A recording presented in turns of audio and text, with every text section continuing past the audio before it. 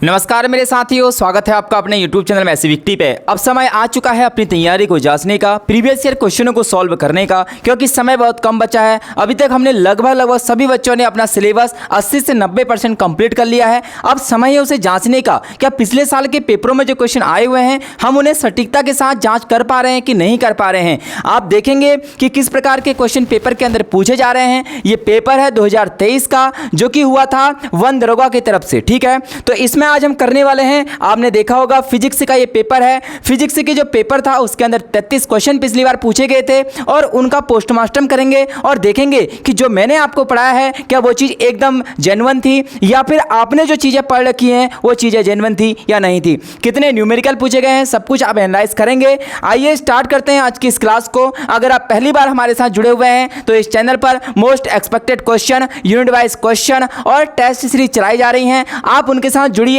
जब आप उनके साथ जुड़ेंगे तो आपको लगेगा कि ये वही क्वेश्चन हैं जो कि टेस्ट के अंदर पूछे गए हैं। आइए स्टार्ट करते हैं आज की इस क्लास को। बेहतरीन क्लास रहेगी, आपको देखना है कि आपकी कमी कहां पर है। मेरे साथ साथ आपको क्वेश्चनों को सॉल्व करना है। पहला क्वेश्चन पूछा गया था 2023 का ये पेपर है। मैं और भी पेपर इसके अंदर अब कराने वाला हूं। जितने भी साइंस के क्वेश्चन थे, जैसे कि आपने देखा होगा जो स्केलर का पेपर था, बहुत सारे पेपर हुए, उन सारे पेपरों को अब मैं सॉल्व कराने वाला हूं। क्योंकि अंतिम समय में क्या किया जाता है, पेपरों को ही सॉल्व किया जाता है, तो उससे ही हमें पता चलता है कि हमारी तैयारी कैसी है और जो एग्जामिनर पूछना चाह रहा है वो क्या पूछना चाह रहा है। ठीक है, पहला क्वेश्चन कहता है एक क्रेन 50 किलोग्राम द्रव्यमान को 20 सेकंड में 20 मीटर की ऊपर उठा देता है, उसकी शक्ति क्या होगी। भैया the power of a crane which lift a mass of 50 kg to a height of 20 metre in 20 second will be given जी इक्वल टू, ये दिया है। मैंने कल ही आपको बताया था कि जो जो चीजें हमें दी हैं उसे सबसे पहले नोट डाउन करो। 50 kg ये भार होगा, m बराबर हमें दिया गया है 50 kg। ठीक है, 20 सेकेंड इसका मतलब ये समय दिया गया है 20 सेकेंड। क्वेश्चन में कह रहा है 20 मीटर ऊपर उठाता है, हाइट दिया है या डिस्प्लेसमेंट दिया है या डिस्टेंस दिया है 20 मीटर। क्वेश्चन कह रहा है उसकी शक्ति क्या होगी, P बराबर हमसे क्वेश्चन कह रहा है। मेरे दोस्त मैंने आपसे कहा था कि P के बहुत सारे फॉर्मूले होते हैं। अब आपको अप्लाई कौन सा करना है वो गिवन चीज़ों से ही पता चलेगा। तो एक फॉर्मूला होता है P बराबर W/T। भैया W बराबर होता है Fs अपॉन टी। ठीक है, कार्य बराबर बल गुणा विस्थापन, और मुझे F की वैल्यू नहीं पता लेकिन F बराबर होता है ma। ठीक है, A को मैं G लिख सकता हूँ इंटू एस अपॉन टी। भैया वैल्यू पुट करता हूँ, m की जगह आ जाएगा 50, g की जगह क्वेश्चन वाले ने बोला है 9.8 रख दीजिए, इंटू s की जगह 20 है, अपॉन टाइम की जगह भी 20 से 20 कट हो जाएगा, 0 से पॉइंट हट जाएगा तो 5 इंटू 98 बचेगा, और 5 को 98 से इंटू करोगे तो 490 वाट आ जाएगा, जो कि ऑप्शन नंबर ए इसका राइट आंसर हो जाएगा। यही न्यूमेरिकल क्या मैंने आपको जो टेस्ट सीरीज चल रही है उस पर नहीं कराया है, बिल्कुल हूबहू क्वेश्चन मैंने कराया हुआ है। तो पहले का आंसर हो जाएगा ए। ठीक है, सभी बच्चे सॉल्यूशन करेंगे मेरे साथ साथ, अपनी तैयारी को जांचेंगे, लास्ट तक बने रहेंगे। बेहतरीन क्वेश्चन है। अगला क्वेश्चन ये रहा। क्वेश्चन क्या कहता है, किसी अवतल दर्पण के वक्रता केंद्र। भैया अवतल दर्पण की बात कर रहा है, किस मिरर की बात कर रहा है, देखेंगे आप कॉनकेव मिरर की बात कर रहा है। कॉनकेव मिरर कैसा होता है, ये रहा कॉनकेव मिरर। ठीक है, मैंने आपको बताया था ये पोल होता है, ये फोकस होता है, ये सेंटर ऑफ कर्वेचर सी जिसे बोलते हैं। फोकस और इसके बीच की दूरी एफ होती है। ठीक है, और आर कहां से कहां तक की दूरी होती है, पोल और सी के बीच की दूरी आर होती है। क्वेश्चन कहता है कि वक्रता केंद्र तथा फोकस के मध्य रखा है। कोई ऑब्जेक्ट है जो कि कहां पर रखा हुआ है, फोकस और सेंटर ऑफ कर्वेचर के मध्य। यही तो बोला है, वक्रता केंद्र और फोकस के मध्य रखा है। इससे बने प्रतिबिंब के संदर्भ में कौन सा गुण असत्य है, गलत की पहचान करनी है। भैया मैंने आपको बताया था हमेशा जो चित्र बनता है इसके द्वारा क्या बनता है, रियल बनता है। एक चित्र इमेजनरी बनता है, जब पोल और फोकस के बीच में रखता है तो चित्र यहाँ बनता है, इमेजनरी बनता है। तो पहली बात तो इसने सही बोल दिया है क्योंकि ऑब्जेक्ट यहाँ रखा है। ठीक है, दूसरा इसने बोला कि ऑब्जेक्ट उल्टा बनेगा। भैया इन्वर्टेड बनेगा, बिल्कुल सही बात बोला है कि हमेशा चित्र कहाँ की ओर बनते हैं, नीचे की ओर बनते हैं। इन्वर्टेड भी सही बोल दिया, रियल भी सही बोल दिया। भैया प्रतिबिंब बड़ा बनेगा, बिल्कुल सही बोला, लेकिन प्रतिबिंब अनंत पर नहीं बनेगा।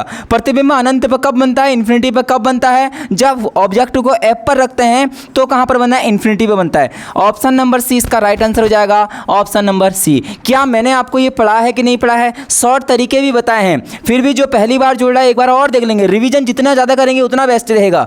मैंने आपको बताया था था, ये पोल, ये एफ, ये सी। सबसे ऑब्जेक्ट पहले इन्फिनिटी पर, और चित्र कहाँ पर बनेगा? चित्र बनेगा हमारा कहाँ पर? चित्र बनेगा एफ पर। भैया ऑब्जेक्ट को थोड़ा आगे लाते हैं और सी के परे, बियॉन्ड ऑफ सी, तो चित्र कहाँ बनता है? सी और एफ के बीच में।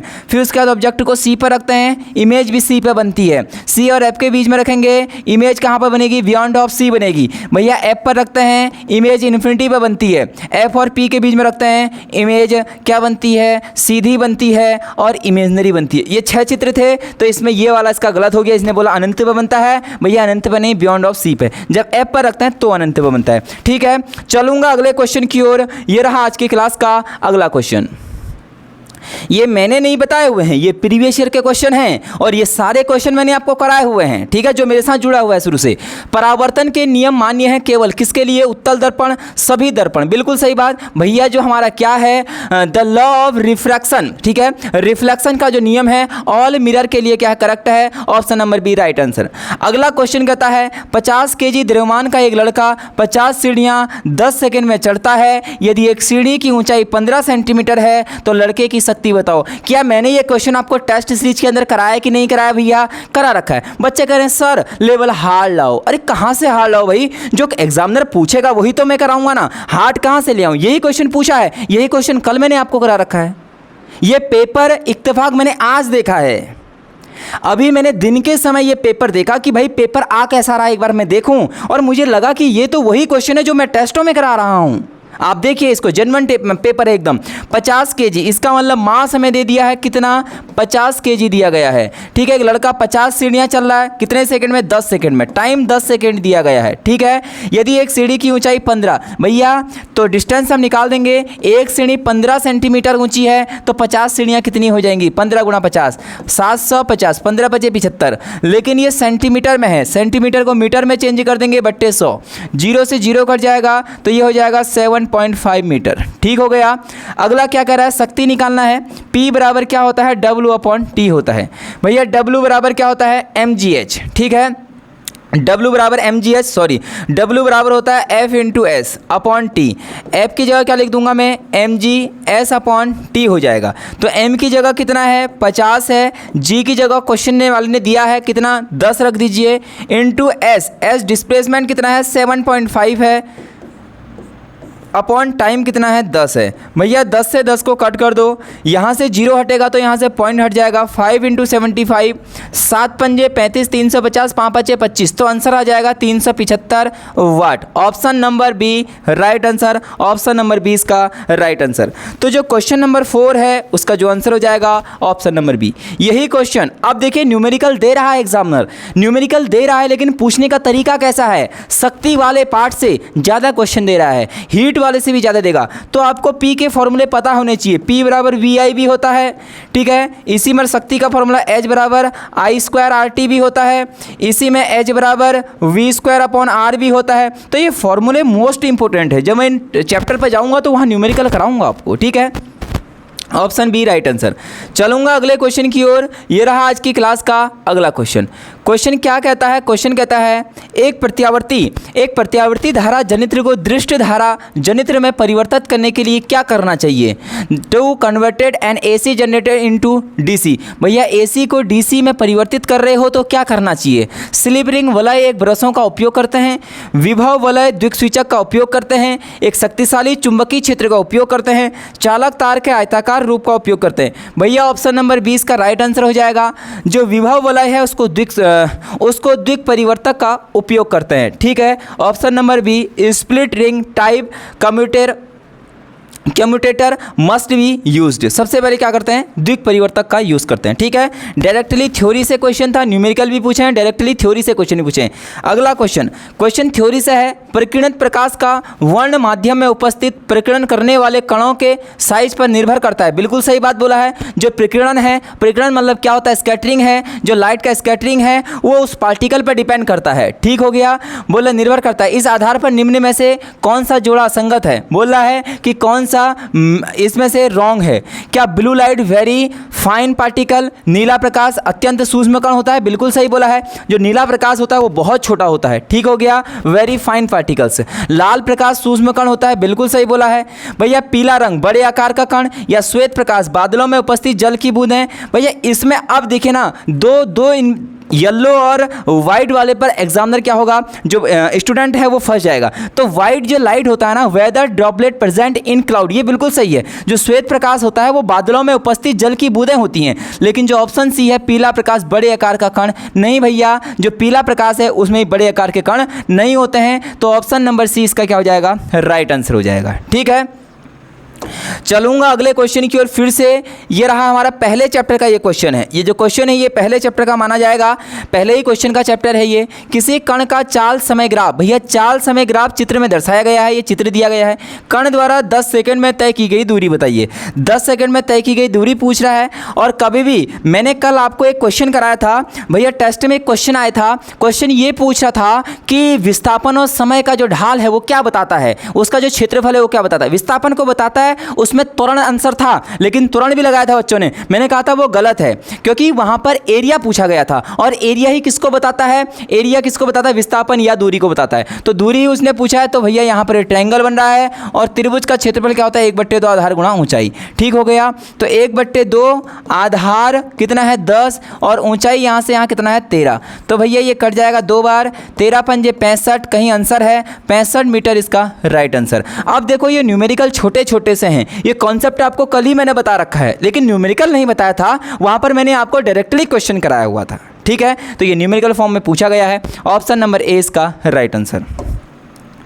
चलूंगा अगले क्वेश्चन की ओर। आप लोग देख रहे होंगे कि आपने कितनी पढ़ाई कर रखी, कैसे कैसे क्वेश्चन पूछे गए हैं।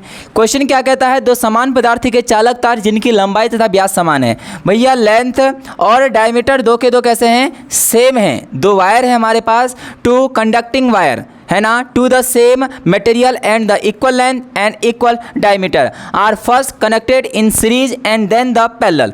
भैया बोल रहा है दो वायर हमारे पास हैं, मैंने कहा एक वायर ये है, एक वायर ये है, इनकी लंबाई भी समान है, इनका व्यास भी समान है, और ये मटेरियल कैसे हैं, दो समान पदार्थ हैं। ठीक है, अब क्वेश्चन क्या कहता है, देखिए समान विभवांतर वाले वैद्युत परिपथ में पहले श्रेणी क्रम में जोड़ा जा रहा है, पहले सीरीज कॉम्बिनेशन में, और फिर पार्श्व क्रम समांतर क्रम में उसका पैरेलल कॉम्बिनेशन में जोड़ा जा रहा है। श्रेणी क्रम और पार्श्व क्रम संयोजन में उत्पन्न ऊष्माओं का अनुपात पूछ रहा है। भैया ऊष्मा का फॉर्मूला क्या होता है, H बराबर क्या होता है, जल्दी से बताइए। H बराबर V²/R होता है। ठीक है, H बराबर V² क्या होता है, R होता है। आप कहीं से क्वेश्चन कर सकते हैं, एक फॉर्मूला H बराबर I²RT भी होता है। आप किसी से भी क्वेश्चन करो आंसर सेम आने वाला है। ठीक है, तो I/V² होता है। सबसे पहले ध्यान देना, श्रेणी क्रम में जोड़ रहे हैं। भैया मेरे पास दो रेजिस्टेंस हैं, मैंने कहा R और R दो रेजिस्टेंस है मान लेते हैं, तो इनको श्रेणी क्रम में जोड़ूंगा तो श्रेणी क्रम में तो डायरेक्ट जुड़ जाता है, तो 2R हो जाएगा।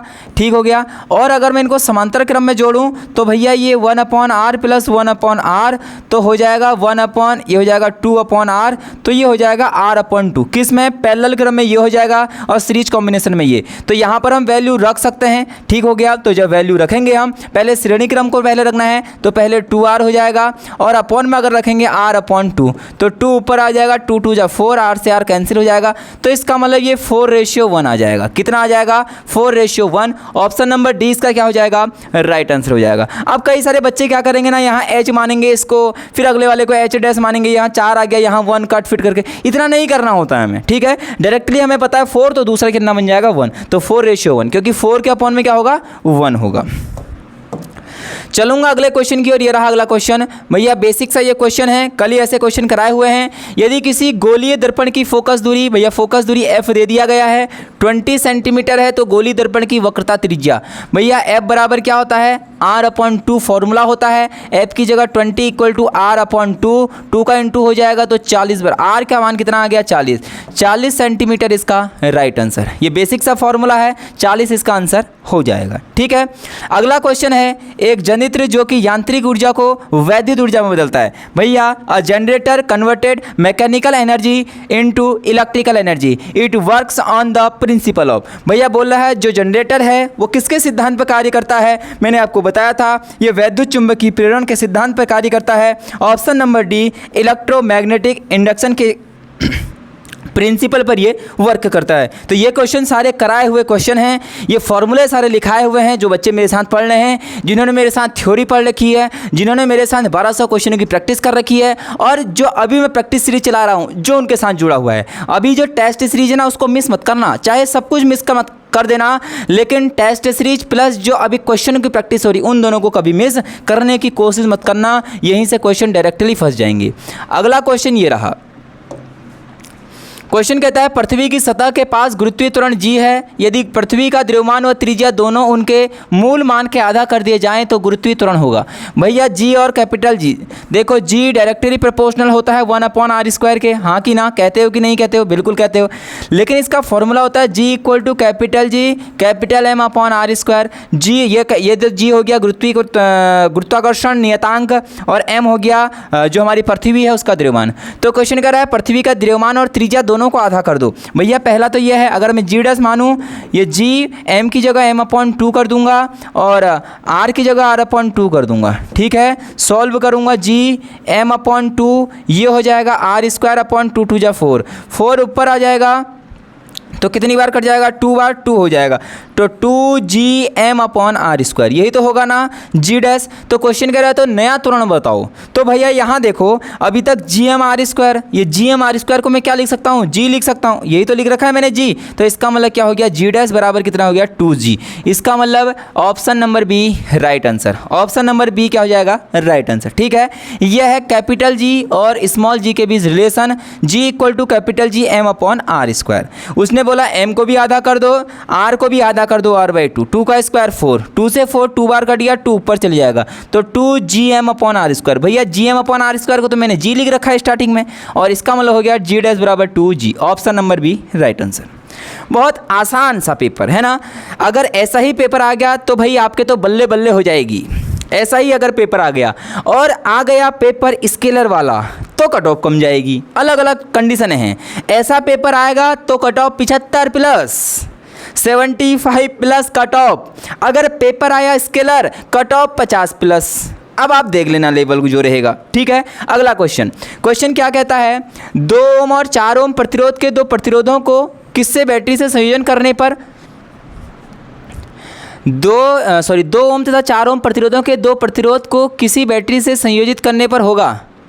अच्छा, क्वेश्चन कह रहा है कि 2 resistor of resistance 2 ohm and 4 ohm when connected to a battery will have, क्या बोल रहा है? पार्श्व क्रम में संयोजित हो तो इसमें समान धारा बहती है। ऑप्शन नंबर 1 ही मुझे राइट आंसर मिल गया। अगले में क्यों देखूं भाई, क्यों अपना समय वेस्ट करूं? ठीक है, अरे भाई पार्श्वक्रम नहीं, सॉरी, पार्श्वक्रम मतलब तो होता है कौन सा? पैरेलल। सही, पैरेलल में समान धारा नहीं होती, गलत बोला है, सॉरी गलत। दूसरा, श्रेणी क्रम में संयोजित हो तो इसमें समान धारा बहती है, बिल्कुल सही। भैया जो सीरीज कॉम्बिनेशन है, same current flowing through them when connected in series. Series combination के अंदर जो धारा बहती है वो समान बहती है। मैंने जब आपको चैप्टर पढ़ाए थे वहाँ एक क्वेश्चन मिस्टेक कर दिया था, लेकिन अगली क्लास में सुधार भी दिया था। मैंने वहां बोला था कि जो घरों की लाइट होती है वो किस क्रम में जुड़े होते हैं? श्रेणी क्रम में। गलती से गलत बता दिया था, वो होता है पैरेलल क्रम। मुझे अभी भी अपनी गलती पता है कि मैंने कहां पर बच्चों को गलत बता दिया था, लेकिन मैंने सुधार भी दिया था। तो याद रखना, जो घरों की लाइट है वो पैरेलल क्रम में जोड़ी जाती है, पार्श्व क्रम में जोड़ी जाती है, समांतर क्रम में जोड़ी जाती है। इसने बोला कि श्रेणी क्रम में धारा समान बहती है, बिल्कुल समान बहती है। Option number B right answer. चलूंगा अगले क्वेश्चन की ओर। यह रहा आज की क्लास का अगला क्वेश्चन कहता है 2 डायोप्टर एंड 0.25 डायोप्टर क्षमता वाले दो लेंसों का संयोजन किया गया। इन संयोजन की फोकस दूरी, भैया P बराबर फॉर्मूला डायरेक्टली बताया था P1 + P2। ठीक है, ये P दे रखा है हमें, P बराबर P1 दे रखा है 2, P2 दे रखा है 0.25। जब जोड़ेंगे तो आ जाएगा 2.25। ये तो हमारा क्या आ गया? शक्ति आ गया। फोकस दूरी पूछ रहा है, भैया फॉर्मूला बताना क्या होता है? P = 1/f होता है कि नहीं होता है? बिल्कुल होता है। तो f अगर निकालूंगा तो 1/p हो जाएगा। ठीक है, f यहाँ, p यहाँ, तो 1/2.25 डायोप्टर। भैया नीचे से 2 पॉइंट हटेंगे, ऊपर 2 जीरो लग जाएंगे, तो 225 से 100 को भाग करोगे नहीं जाएगा, यहाँ जीरो लगाओगे तो यहाँ पॉइंट लग जाएगा, और ये कितनी बार कटेगा? 4 बार लगभग कटेगा। तो option number D right answer. अब देखो चीज़ें ये हैं कि फिजिक्स के अंदर न्यूमेरिकल ज़्यादा पूछ रहा है, बस शर्त आपको फॉर्मूले याद होने चाहिए। ये सारे फॉर्मूले आपको याद होने चाहिए, जिसने मेरे साथ थ्योरी पढ़ रखी सारे फॉर्मूले कराए हुए हैं, ठीक है। टेंशन लेने की ज़्यादा ज़रूरत है नहीं। जब प्रकाश किरण नेत्र में प्रवेश करती है तो अधिकांश अपवर्तन कहाँ होता है भैया, कॉर्निया की बाहरी सतह पर होता है। Option number B, option number B, out surface of the cornea, ठीक है। कॉर्निया की जो बाहरी सतह है वहाँ से ही ज़्यादा से ज़्यादा क्या होता है, अपवर्तन हो जाता है। कितने क्वेश्चन हो गए, 14 क्वेश्चन हो गए हैं। अगला क्वेश्चन ये रहा। क्वेश्चन क्या कहता है, 2 ओम, 3 ओम तथा 6 ओम प्रतिरोधों वालों के 3 प्रतिरोधों को किस प्रकार जोड़ा जाए कि उनका तुल्य प्रतिरोध 4 ओम हो। भैया श्रेणी क्रम में देखो, मैं एक बार फॉर्मूला बता देता हूँ। श्रेणी क्रम संयोजन में R1 + R2 + R3 जितने भी होंगे सबको जोड़ देंगे, और अगर समांतर क्रम में हो, यदि पैरेलल कॉम्बिनेशन में हो तो हो जाएगा 1/R1 + 1/R2 + 1/R3। ये पैरेलल की बात है, ये सीरीज की बात है। क्वेश्चन कहता है कि 4 ओम आना चाहिए। अब हम ना ऐसा नहीं कि हमने मन से करते हुए जा रहे हो भैया, सीधे ऑप्शन पे कूदो। पहला बोला है 3 ओम और 6 ओम को समांतर क्रम में जोड़ दो, 3 ओम और 6 ओम को समांतर क्रम में जोड़ दो, यही तो होता है समांतर क्रम का फॉर्मूला। 1/R = एलसीएम 6 आ जाएगा। 3 से 6 2 बार कटेगा, 2 1 जा 2, 6 से 6 1 कट गया, 3/6 कट जाएगा 1/2। तो R की वैल्यू कितनी आ गई, 2 आ गई, R2 आ गया। और अब जो आंसर आया उसको 2 के साथ श्रेणी क्रम में, जो आंसर आया इसको श्रेणी क्रम में, भैया R = 2 तो हमारा ये आया है, इसको साथ 2 ओम वाला श्रेणी क्रम में जोड़ना है, और श्रेणी क्रम में डायरेक्टली आपस में जुड़ जाते हैं। 2 और 2 4 आ गया। क्या उसने R4 ही बोला था, बिल्कुल 4 बोला था। ऑप्शन नंबर ए ही इसका राइट आंसर। अब ऐसा नहीं कि आप चेक कर रहे हो कि 1 और 6 को 3 और 6, ऑप्शन पे कूदो डायरेक्टली। इस पे नहीं मिलता अगले पे, अगले पे नहीं मिलता यहाँ, यहाँ तो यहाँ करने का क्रम आपको पता होना चाहिए, ठीक है। हमने यही देखा, पहले दोनों को हमने पैरेलल कॉम्बिनेशन में ऐड करा तो 2 आ गया, फिर जो 2 आया उसको फिर से हमने सीरीज कॉम्बिनेशन के साथ जोड़ दिया तो 4 आ गया। उसने बोला कि 4 आना भी चाहिए। चलूंगा अगले क्वेश्चन की ओर। ये रहा अगला क्वेश्चन। एक प्रतिध्वनि 4 सेकंड में सुनी जाती है, स्रोत से परावर्तक सतह की दूरी क्या होगी। भैया क्वेश्चन कहता है an echo is heard in 4 second, what is the distance of reflecting surface from source given speed of sound. ये क्वेश्चन क्या कह रहा है, मैं यहाँ पर खड़ा हूँ, ठीक है, मैं यहाँ पर खड़ा हूँ, मैंने यहाँ से आवाज़ लगाई, यहाँ पर से चीज़ें रिफ्लेक्ट हुई, रिफ्लेक्ट होके वापस मेरे पास आई, इसे ही प्रतिध्वनि कहते हैं, इको कहते हैं, ठीक है।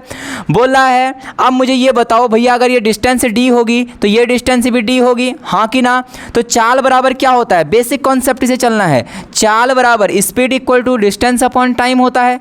भैया चाल दी गई है, चाल कितना दे रखा है, 342 मीटर/सेकेंड, 342 दे रखी है चाल। डिस्टेंस कितनी है बताओ, यहाँ से यहाँ डी, यहाँ से यहाँ डी, क्योंकि प्रतिध्वनि है, इको है। अगर जाने का डिस्टेंस आने का डिस्टेंस सेम होगा तो डिस्टेंस 2D अपॉन कितना समय लगा रही है, 4 सेकेंड लगा रही है, 4 सेकेंड।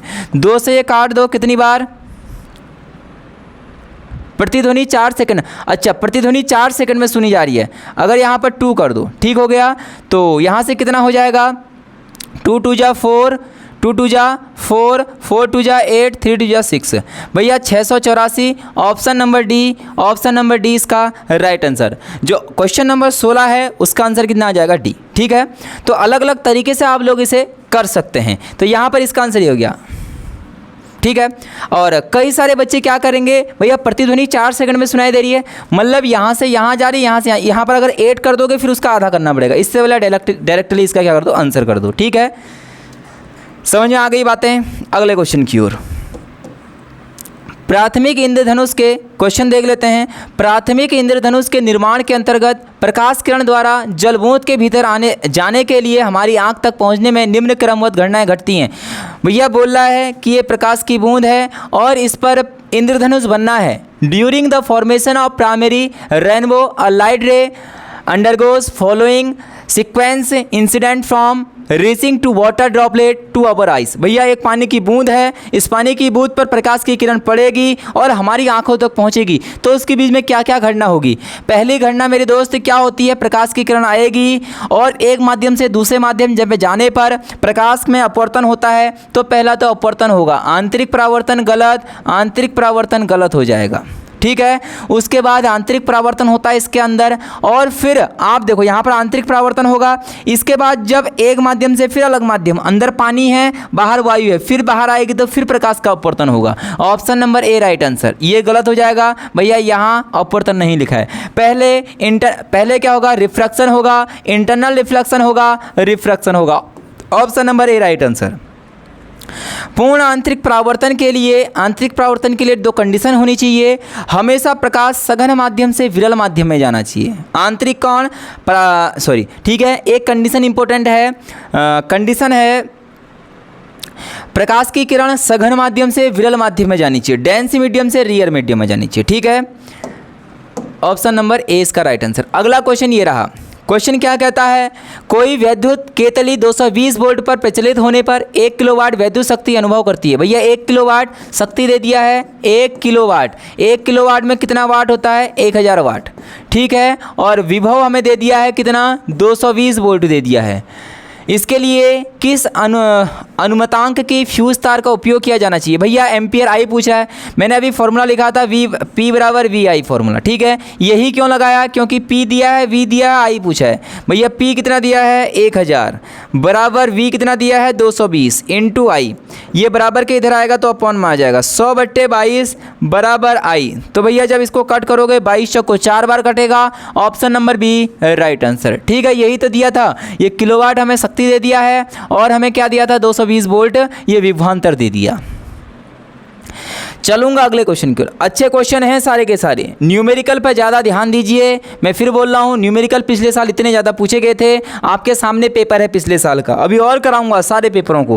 क्वेश्चन कहता है, पहिए के घर्षण बल एवं अन्य असंतुलित बलों की अनुपस्थिति में एक 50 kg द्रव्यमान का एक लड़का 50 मीटर पर सेकेंड की क्षैतिज गति के स्थिर 5 kg की ट्रॉली पर कूदता है। अब ट्रॉली पर लड़के सहित ट्रॉली की गति क्या होगी।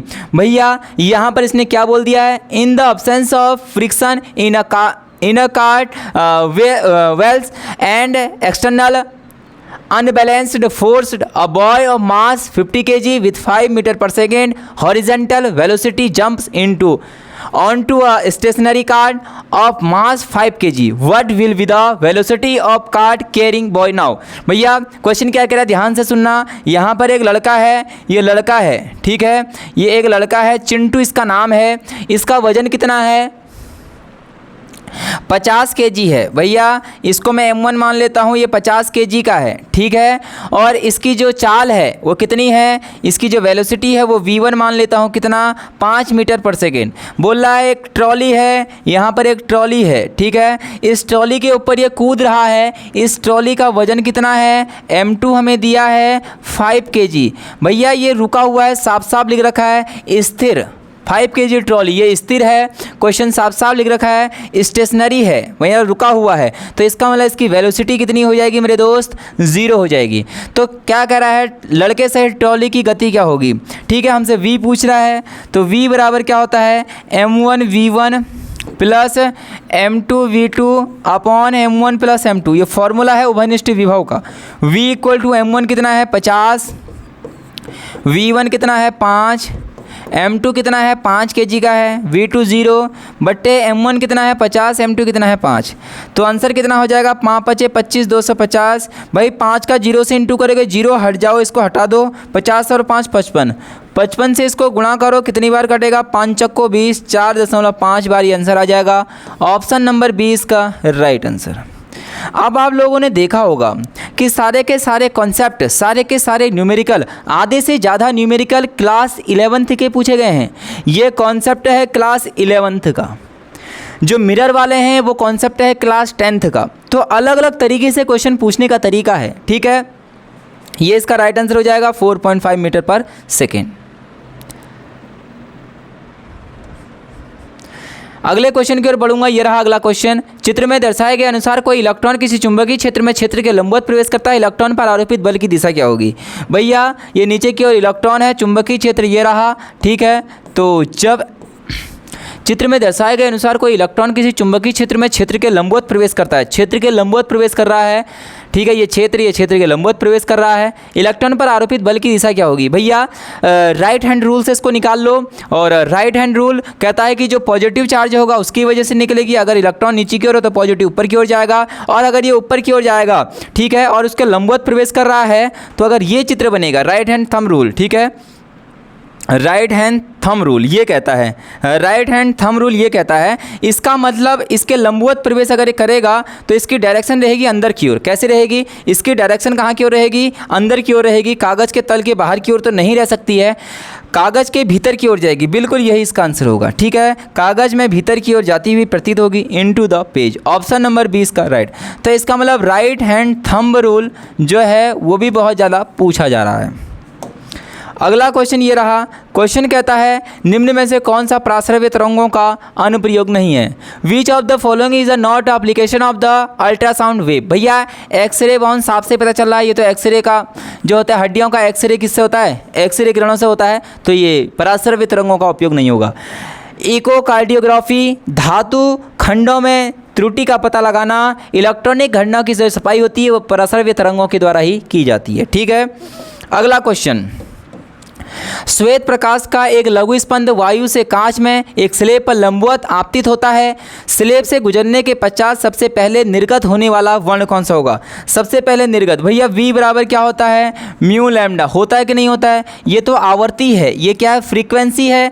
और किसी माध्यम से किसी माध्यम में जाओ, आप एक मीडियम से दूसरे मीडियम में जाओ, लेकिन जो फ्रीक्वेंसी है वो चेंज नहीं होती है। मैंने आपको बताया था लाइट की। तो इसका मतलब velocity directly proportional to lambda. भैया बोला सबसे पहले कौन निर्गत होगा, ठीक है। A short pulse of white light is inclined from air to a glass slab at the normal. After travelling through the slab the first colour of emerge is. सबसे पहला इमर्ज कौन होगा? जिसकी वेवलेंथ सबसे ज़्यादा होगी मेरे दोस्त। सबसे ज़्यादा जिसकी वेवलेंथ होगी उसका वेलोसिटी भी सबसे ज़्यादा होगा, और वही सबसे ज़्यादा क्या होगा? सबसे पहले निर्गत होगा, इंक्लाइंड होगा, सॉरी इमर्ज्ड होगा, ठीक है।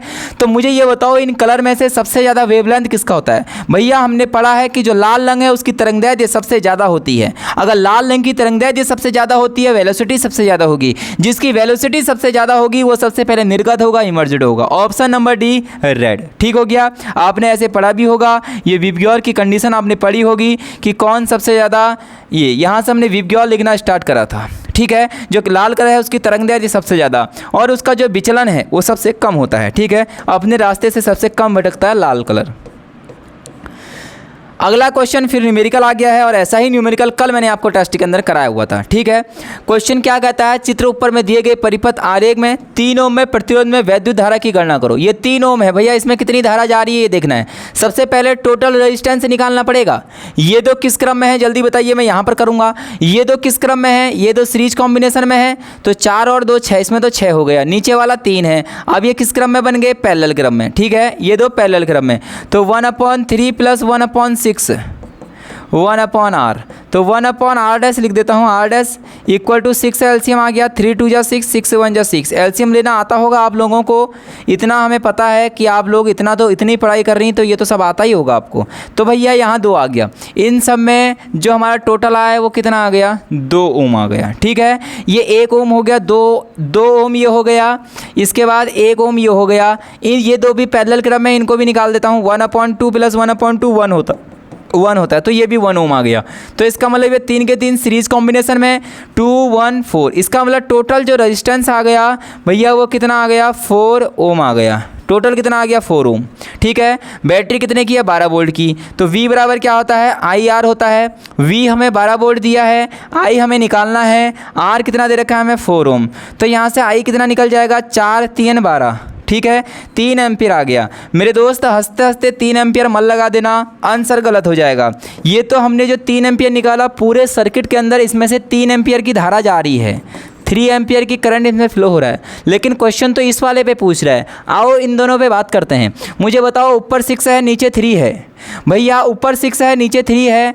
अब मुझे ये बताओ, अब बटेगा ये, ठीक है। ये 3 ओम बढ़ जाएगा, किन्नों में बटेगा? देखो ध्यान देना, यहाँ से 3 ओम गया, कोई ऊपर जाएगा कुछ नीचे। अब ऊपर कितना जाएगा, नीचे कितना जाएगा? ज़्यादा गुणा भाग करने की ज़रूरत नहीं है। यहाँ पर ध्यान से देखना, भैया V बराबर आई आर होता है। V यहाँ 12 वोल्ट है, I हमें बता रखा है 3, लेकिन ऊपर मुझे बताओ रेजिस्टेंस कितना है, 6। ऊपर रेजिस्टेंस कितना है, 6 है। अगर ऊपर रेजिस्टेंस 6 है तो और नीचे रेजिस्टेंस 3 है। जहाँ रेजिस्टेंस कम होता है वहाँ धारा ज़्यादा जाती है, ठीक है। इसका मतलब ये 2 है, इसका आधा ये है, इसको काट दो, 2:1 आ रहा है, ठीक है। अगर नीचे 1 है ऊपर 2 है तो इसका उल्टा करेंगे जब हम धारा प्रवाहित होगी। जहाँ रेजिस्टेंस ज़्यादा होता है वहाँ धारा कम बहती है, ये याद रखना। तो 3 को बांटना है तीनों में। भैया अगर यहाँ 2 जा रहा है तो यहाँ 1 मिलेगा, यहाँ 1 जा रहा है तो यहाँ 2 मिल जाएगा। तो आंसर हो जाएगा इसका सी, राइट आंसर 2 एम्पियर, ठीक है।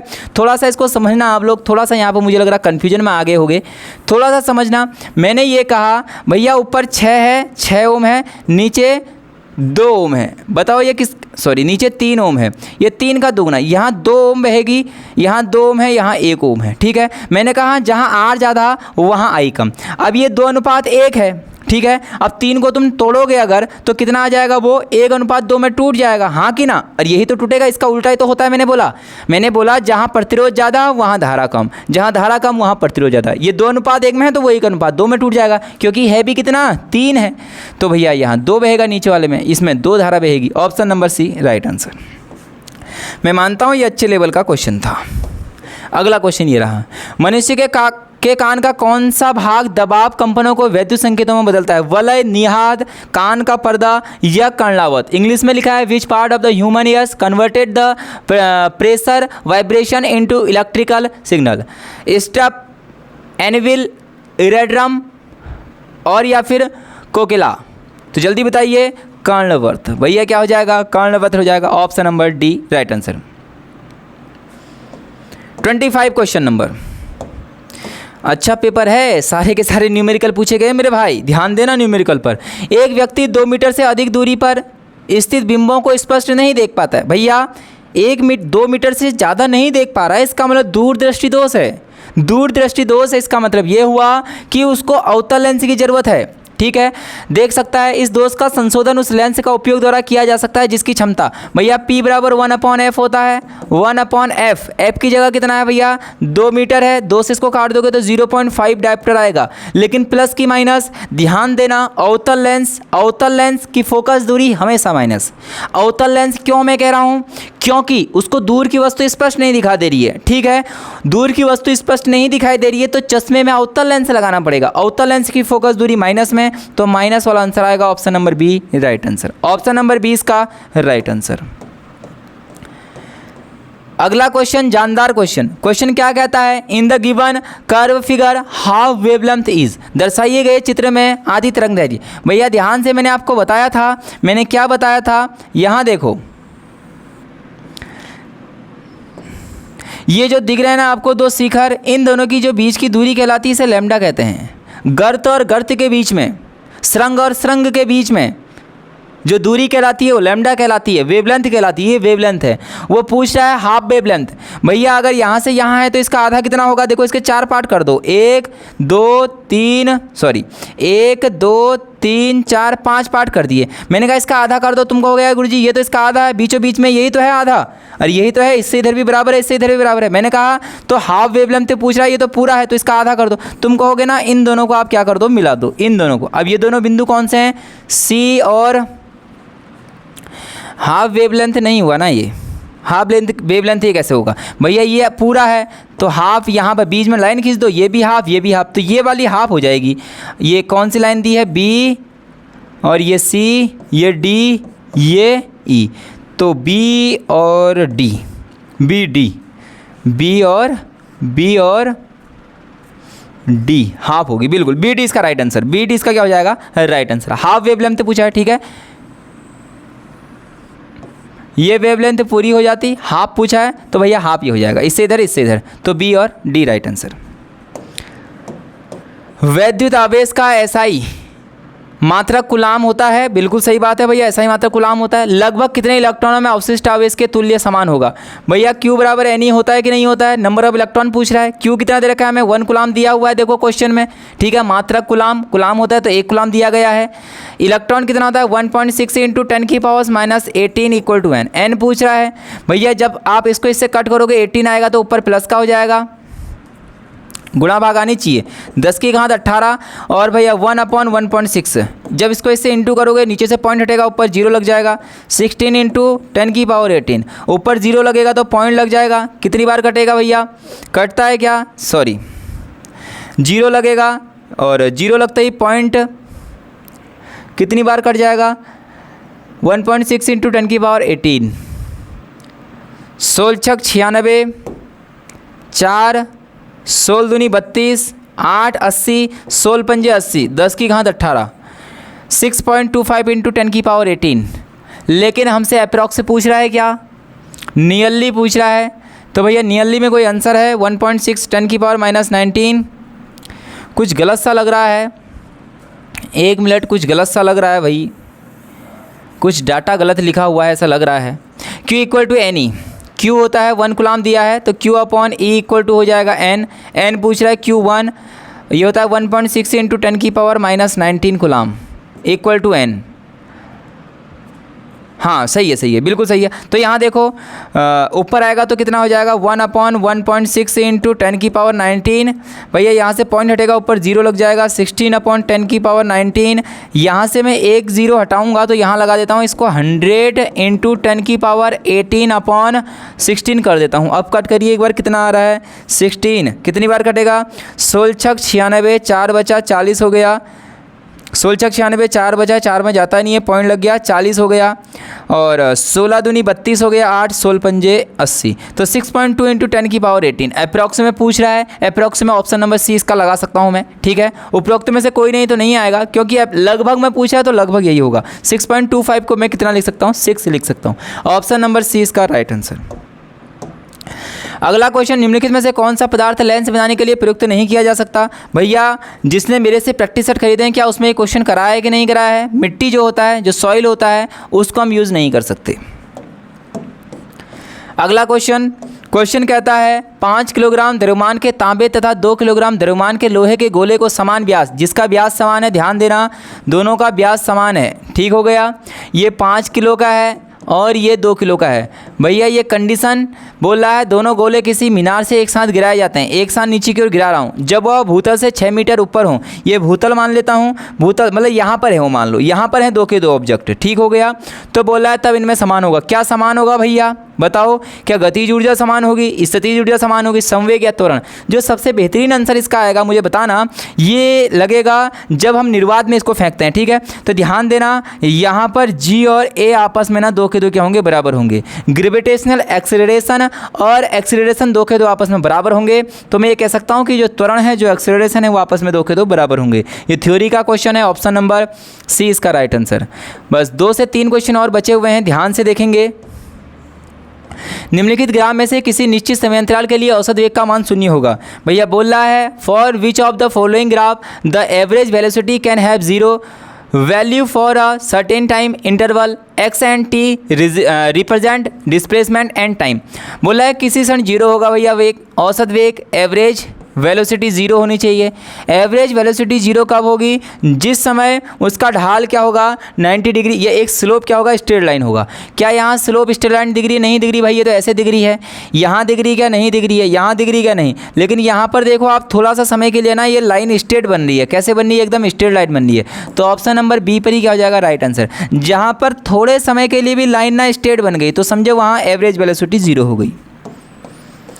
आज की क्लास के लास्ट 2 क्वेश्चन, निम्न में से किसमें आर्किमिडीज का सिद्धांत प्रयोग नहीं होता है? समुद्र के जहाज़ों का डिजाइन बिल्कुल होता है। लैक्टोमीटर दूध नापने के लिए बिल्कुल होता है। हाइड्रोमीटर बिल्कुल होगा। स्पीडोमीटर तो स्पीड नापने के लिए होता है। भैया इसका आर्किमिडीज के सिद्धांत से क्या फ़ायदा? Option number D right answer. घरेलू वैद्युत बल्ब जिसका 100 वोल्ट 200 वोल्ट अंकित है का प्रतिरोध होगा। प्रतिरोध मैंने फॉर्मूला बताया था, P बराबर V² होता है। भैया P दिया है 100 वोल्ट इंटू प्रतिरोध तो पूछ रहा है, अगर मैं R निकाल दूँ यहाँ से तो V² हो जाएगा, ठीक है। V² P अपॉन में, तो V कितना है हमारा? V दिया है 220 वोल्ट, 220 गुणा 220 बट्टे P कितना दिया है? 100। 0 से 0, 0 से 0, 22 गुणा 22, 22 का स्क्वायर होता है 484। 484 ohm, option number B right answer. तो ये सारे फॉर्मूले मेरे दोस्त लिखाए हुए हैं, बस अप्लाई करना है आपको। लास्ट क्वेश्चन आज की क्लास का बेहतरीन क्वेश्चन था, 10 जूल कार्य किसके बराबर है? भैया मुझे बताओ 1 जूल कार्य किसके बराबर? 1 न्यूटन के बराबर, हाँ कि ना? तो 10, अगर 10 जूल करना है तो 10 से गुणा, यहाँ भी 10 से गुणा, तो 10 newton metre. Option number B right answer, option number B इसका राइट आंसर। ये थे फिजिक्स के बेहतरीन क्वेश्चन। अभी बहुत सारे पेपर और हुए हैं, उन पेपरों को मैं आपके सामने कराऊंगा। अभी आपको OMR सीट भरना बताऊंगा। आज के पेपर का जो निष्कर्ष निकाला मैंने, वो निष्कर्ष यही निकाला कि भाई आपको ना कॉन्सेप्ट भी आना चाहिए, आपको न्यूमेरिकल सॉल्व करने का तरीका भी पता होना चाहिए, आपको फॉर्मूले भी पता होने चाहिए। अगर आपको ये 3 चीज़ें पता है तो फिजिक्स आपको थोड़ी सी आसान लगेगी। ठीक है, पेपर ओवरऑल आसान था, बहुत हार्ड पेपर नहीं था, न्यूमेरिकल बहुत ज़्यादा थे, और न्यूमेरिकल कहाँ कहाँ से करने हैं आपको पता चल गया होगा। अभी मैं और पेपर भी आपको कराऊंगा। आपके कितने नंबर बने इस पेपर के अंदर, आप कमेंट बॉक्स में आंसर ज़रूर देना। अगर आप पहली बार हमारे साथ जुड़े हैं तो आप बहुत बेहतरीन चैनल के साथ जुड़ चुके हैं। चैनल को सब्सक्राइब करने 1 सेकंड का समय लगेगा। अभी तो 10 से 12 दिन है, उस 10 से 12 दिन में बिल्कुल तबाही होने वाली है। न्यूमेरिकल कराऊंगा, सब कुछ आपको एकदम प्रैक्टिस करा दूंगा। मैं मिलूंगा अगली वीडियो में, तब तक के लिए जय हिंद, जय भारत, जय उत्तराखंड।